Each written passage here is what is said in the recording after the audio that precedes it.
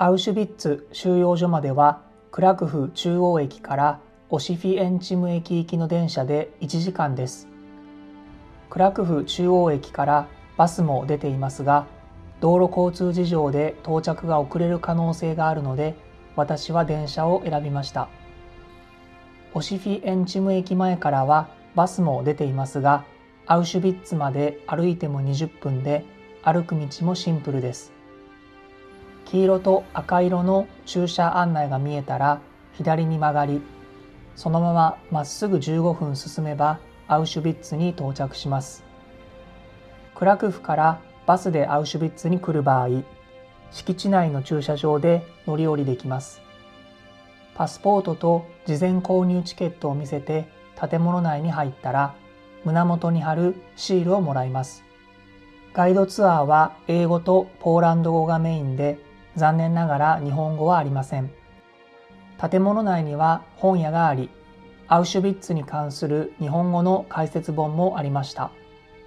英語が苦手な方はここで解説本を購入し、ガイドツアーには参加せず、無料で自分のペースで見学するのも一案です。ツアー開始の時間になると、解説を聞くためのヘッドフォンが手渡され、建物内を移動していきます。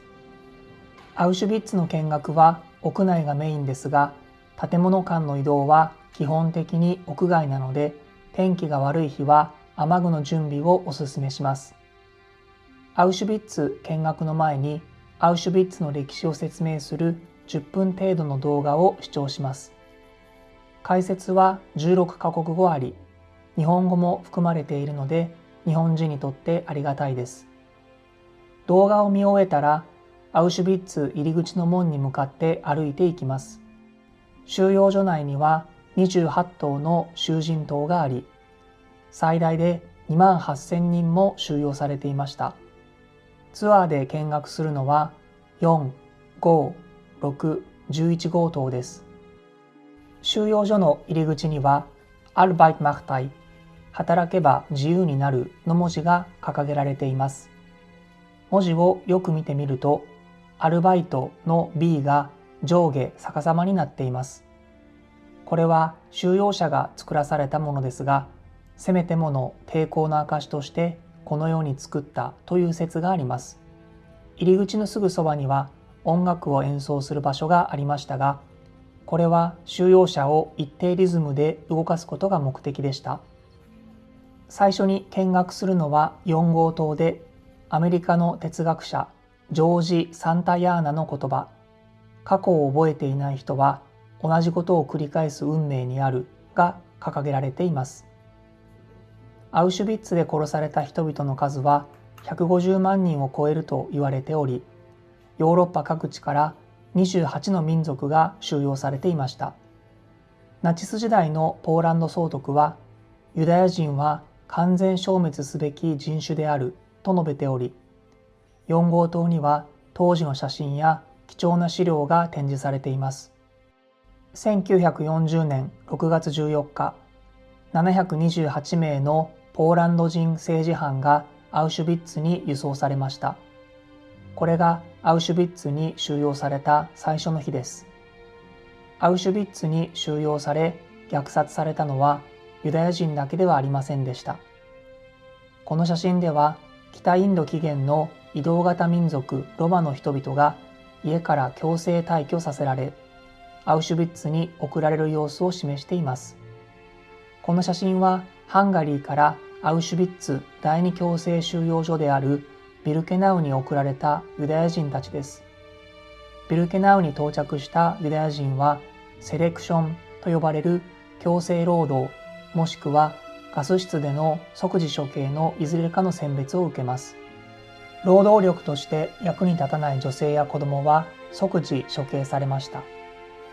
この写真はセレクションの瞬間を撮影したもので、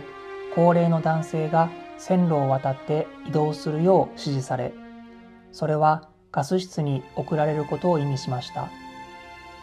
4号館にはガス室と焼却炉の模型も展示されています。模型の反対側にはガス室での大量殺人に使われたシクロン B という劇薬を使った缶も展示されています。続いて5号館に入ります。5号棟ではナチスが連行した人々から没収した品々が展示されています。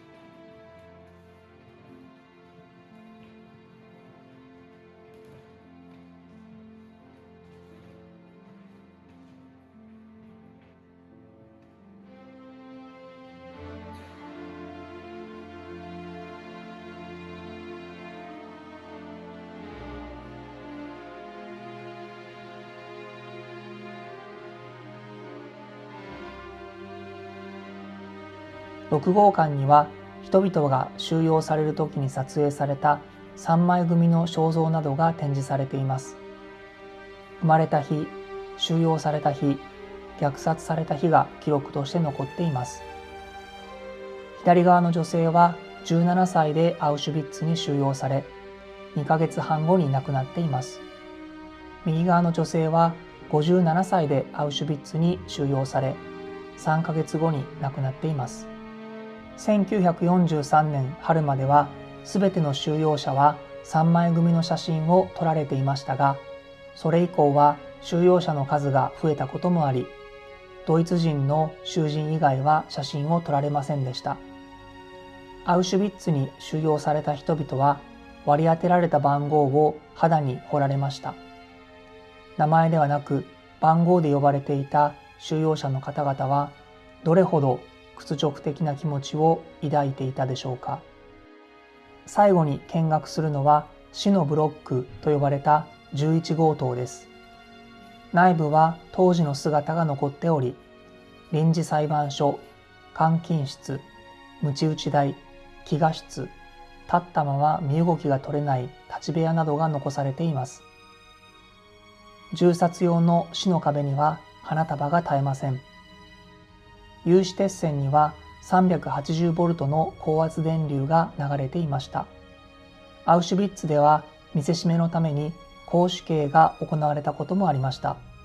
過酷な労働に耐えられなくなった収容者はガス室で虐殺され、少しでも反抗の意を示せば絞首刑。こんな場所で希望を持つのは不可能だったと想像します。アウシュビッツの見学ツアーは2時間で終了です。ビジターセンターに戻り、15分ほどトイレ休憩を取ったら、無料のシャトルバスに乗ってアウシュビッツ第二強制収容所であるビルケナウに移動します。シャトルバスは頻繁に運行していて、春と夏は10分ごとに、秋と冬は20分ごとに運行しています。アウシュビッツとビルケナウの両方を見学する場合、合計4時間はかかるので、午前中にクラクフを出発するのがおすすめです。アウシュビッツ強制収容所から 2km 離れたところにあるビルケナウは広大な敷地を占めていて、面積は 1.4 平方キロメートル、東京ドーム28個分です。死の門と呼ばれた入り口のゲートをくぐって中へ入ると、見渡す限り草の茂った広大な敷地に点々と木造のバラックが建っています。1941年に建設が開始され、1945年にソ連軍によって解放されるまでに百数十万人の命が奪われました。今歩いている場所がユダヤ人たちを乗せた列車が到着した場所です。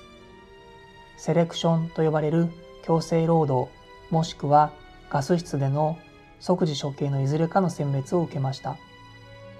ガス室に送られる人々は、まずシャワーを浴びてきれいになろうと言われたそうです。これは当時の車両ですが、換気窓はなく、80人が立ちっぱなしだったそうです。バケツが一つ用意され、そこでトイレを済ませました。劣悪な環境でビルケナウに到着する前に亡くなる方も多かったそうです。死の門から続く鉄道の引き込み線の先には大きな石碑が立っています。これは国際慰霊碑で、慰霊碑の脇には20カ国の小さな慰霊碑が並んでおり、遺文は各国の言葉で書かれ、いかに多くの国の人々が犠牲になったかがわかります。これで見学ツアーは終了です。ポーランドを訪れる機会がある方は、100万人以上の命が無造作に奪われたこの地を訪れ、何かを感じていただけたらと思います。